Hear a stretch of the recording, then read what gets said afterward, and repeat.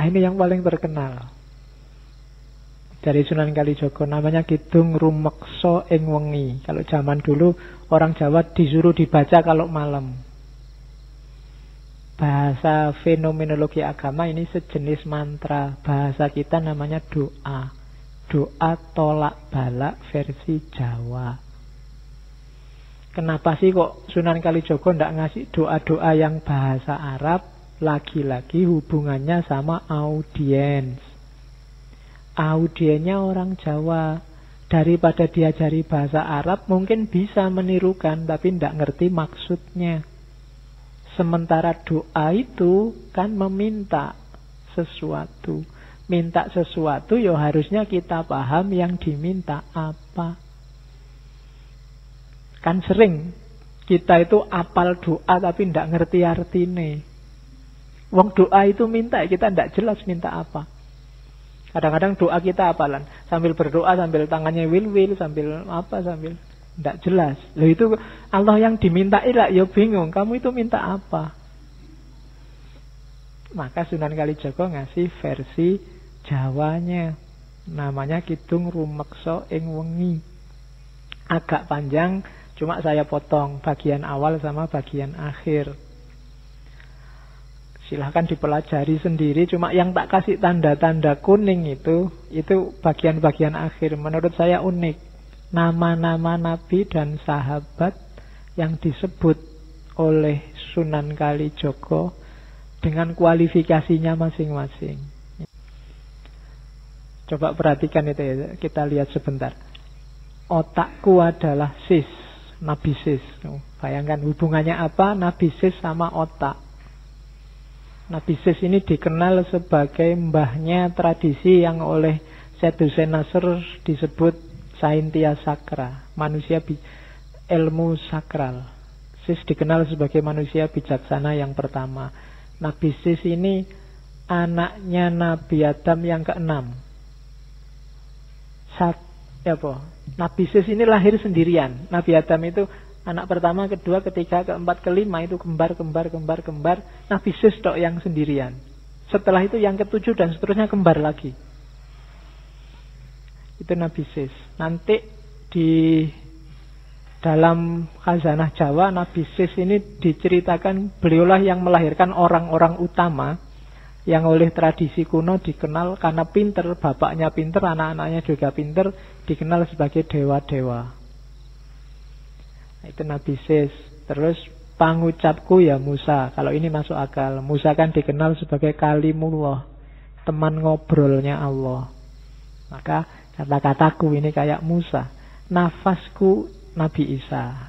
Ini masuk akal juga kan. Nabi Isa itu ruhullah. Tidak, Maryam melahirkan Isa tidak pakai suami, jadi langsung ruh Allah ditiupkan. Maka Nabi Isa dikenal sebagai ruhullah. Nabi Yakub pamiarsaning wang. Nabi Yakub pendengar. Nabi Daud jadi suara. Kalau Nabi Daud jelas dikenal suaranya indah. Kalau Nabi Yakub itu orang yang pada akhirnya nanti diceritakan buta tapi waskito. Meskipun diceritain oleh anak-anaknya bahwa Nabi Yusuf begini begitu dimakan oleh serigala macam-macam, tapi beliau waskito. Andalannya pendengarannya karena selalu nyambung dengan Allah, selalu mendengarkan. Kalau bahasa Jawanya sasmito gaib. Nabi Ibrahim nyawaku. Ini hubungannya sama Nabi Ibrahim itu nyawanya kayak rangkap, sudah dibakar seperti itu tapi masih bisa hidup lagi. Punya vitalitas hidup yang luar biasa, semangatnya mencari kebenaran luar biasa. Maka Nabi Ibrahim nyawaku. Nabi Sulaiman, bukan, tulisannya memang Sulaiman ya. Ya. Jadi Sulaiman disebutnya Sulaiman. Itu yang bikin Ustadz Fahmi Basa yang dari Jakarta itu menganggap bahwa Sulaiman ini dari asal kata Sulaiman, dan Candi Boko itu istana Ratu Balkis. Yang singgasananya satu diambil oleh pengawalnya Nabi Musa, dan singgasana itu jatuh sekarang jadi Borobudur. Nabi Musa dikenal sakti. ngomong sama binatang, bisa menaklukkan angin dan macam-macam. Maka Nabi Sulaiman kesekten mami. Nabi Yusuf yang paling cakep. Nabi Yusuf rupeng wang, rupaku Nabi Yusuf. Bacalah mantra ini, siapa tahu kamu jadi ganteng. Ya. Loh, kan ada khasiatnya sendiri-sendiri itu, setiap kalimat itu. Mantra itu kan semacam punya daya sugestif yang bisa mempengaruhi hidup kita. Makanya orang dulu sangat takut dengan ngomong jelek, karena ngomong jelek yang mempengaruhi hidupmu jadi jelek. Idris ing rambutku. Nabi Idris ada di rambut. Rambut itu fungsinya apa? Untuk melindungi kepala, melindungi otak. Juga bikin kamu ganteng. Dan Idris memainkan fungsi itu, karena Idris dikenal sebagai teknisi, ilmuwan pertama.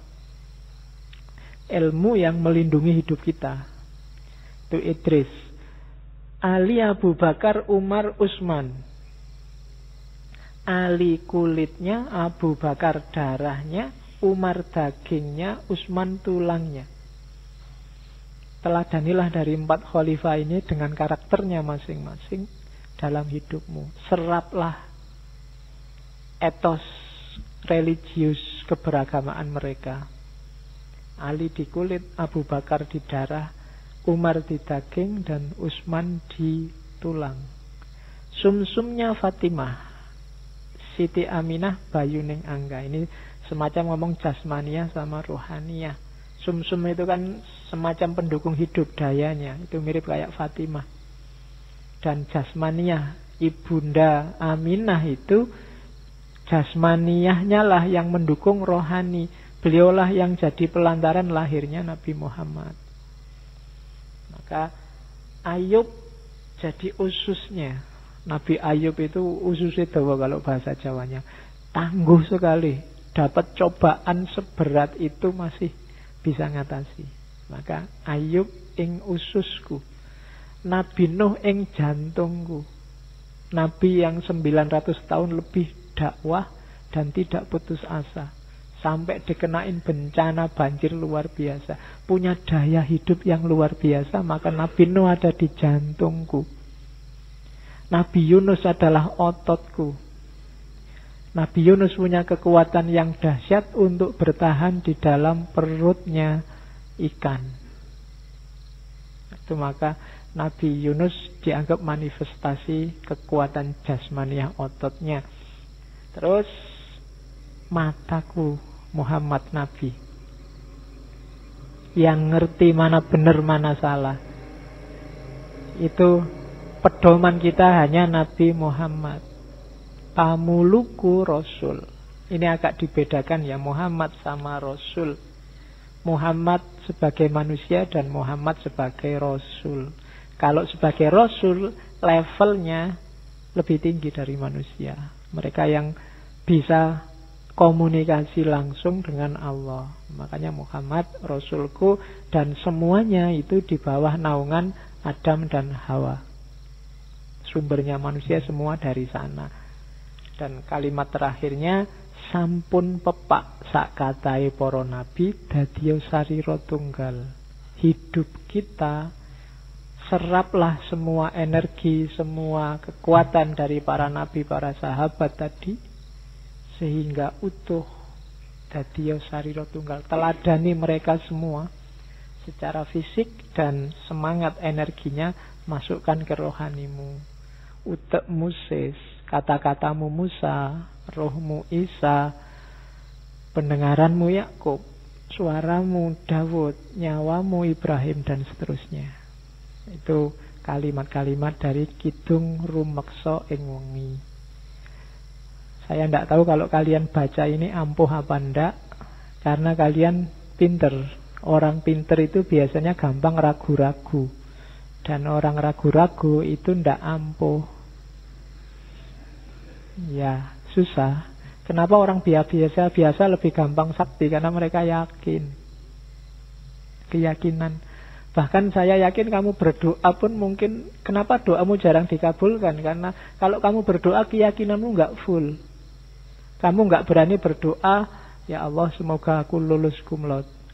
Apa ya bisa ya sekarang IPK sekian. Ya kan? Kamu ndak pernah percaya 100% sama Allah, ya Allah datangnya sesuai level keimananmu. Ya Allah, semoga dapat istri yang cantik. Bisa ora ya aku, wajahku cuma kayak gini aja ndak bisa. Ya kan? Ndak 100% kamu yakinnya pada Allah. Kadang-kadang kamu berdoa, ya Allah, rezeki yang lancar, istri yang cantik, kemudian hidup yang apa ya mungkin itu kabul. Kamu kan agak gimana? Ya percaya sih Allah bisa mengabulkan, tapi keyakinanmu ndak full. Ya Allah datangnya ya sejauh yang kamu yakini. Kan Allah itu sudah terang-terangan bilang, ana inda dzonni abdi. Kamu nganggapnya aku bisa 100%, ya datang 100%. Kalau kamu masih setengah-setengah, ya enggak. Setengah-setengah.